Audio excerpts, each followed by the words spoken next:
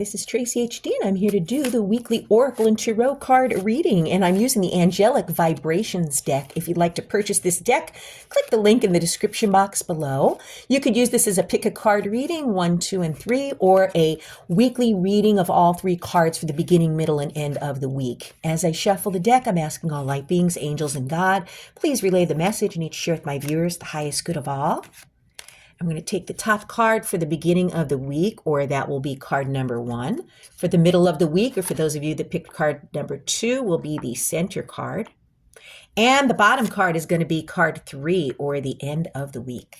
Okay, let's just adjust our camera here. Okay, and let's see what we have here. We start out the week with "You Are Looked After." And this is card number 12. And the message for this card is don't be afraid. Whatever your worries, they will pass. Yes, we are never alone. We are always being watched over by God, whomever it is that you worship, the angels, our ancestors, passed on deceased loved ones. We are never truly alone. So, the angels surround you at all times, but they will not intervene unless you ask them for their help. Okay, and remember, every time you have felt your strength was running out, another door has opened as if it was pushed open by an angel. A selfless intention is all it takes to call upon the angels. They delight in being called because it makes it easier for them to provide you with new strength and healing energies. Worries come and go. They are part of our development, and some worries serve in other ways as they can make us more approachable and alert. So call upon your angels if you need to do so today and every day. And then card number 2, or the middle of the week, is card 11. Okay, and this is the card of dependency. And the message is you are not owned by anyone and you do not own anyone. We are all children of God, and yet God gives us freedom in our decisions. God is not afraid that we will abandon. Dependency nearly always covers up the fear of loneliness, the worry of having to face life all alone. No one is ever alone. And this card ties in so beautifully with the first card too, that we're being watched over all the time by our spiritual team. There might be a time of upheaval ahead, perhaps even a separation looming on the horizon. However, do not despair. Remember that no one ever belongs to you, nor do you ever belong to another person. True love can unfold in freedom only.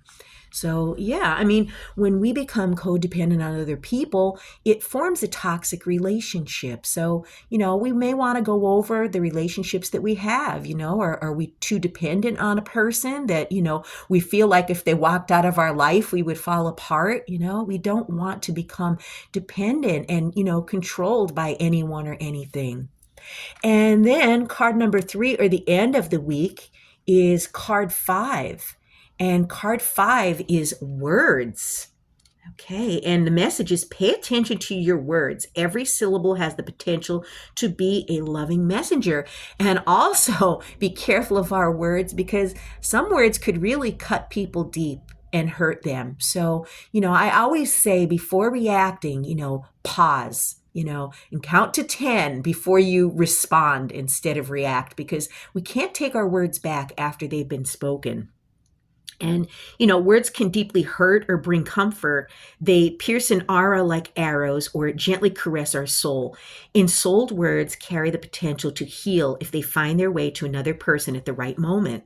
Is there anything that is on your mind? Something you would like to say to someone? This is the time. Make sure, however, that you are inspired and not motivated by anger, but rather by the willingness to resolve a conflict. Choose the location well. A walk in nature invites the angels to come along for a while. Angels love harmony. They will do all they can to support you. They will inspire your words. So maybe it's time that you had a serious talk with someone in your life. This could be a friend, a family member, coworker, neighbor, spouse, lover, whoever. This is the perfect time to have a conversation, but be so careful of how you deliver your words and speak with loving kindness.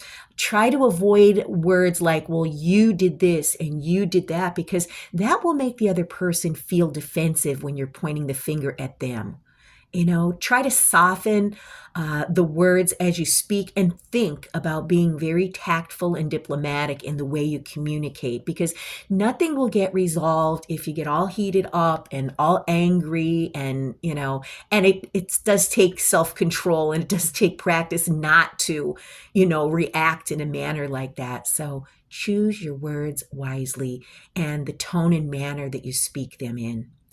What an interesting week we're going to have. We're going to know that we're never alone. We're being watched over. We're going to be aware that, we don't own people. People don't own us. We want to be careful of becoming codependent on others. And, maybe it's time to have a conversation with someone, and choose your words wisely and speak them with love and kindness. What an amazing week. If you've enjoyed the reading, please hit the like button to help the channel grow. Drop a comment down below if this resonated with you. If you'd like to purchase this deck, click the link in the description box. But above all, subscribe, because I will be back with more.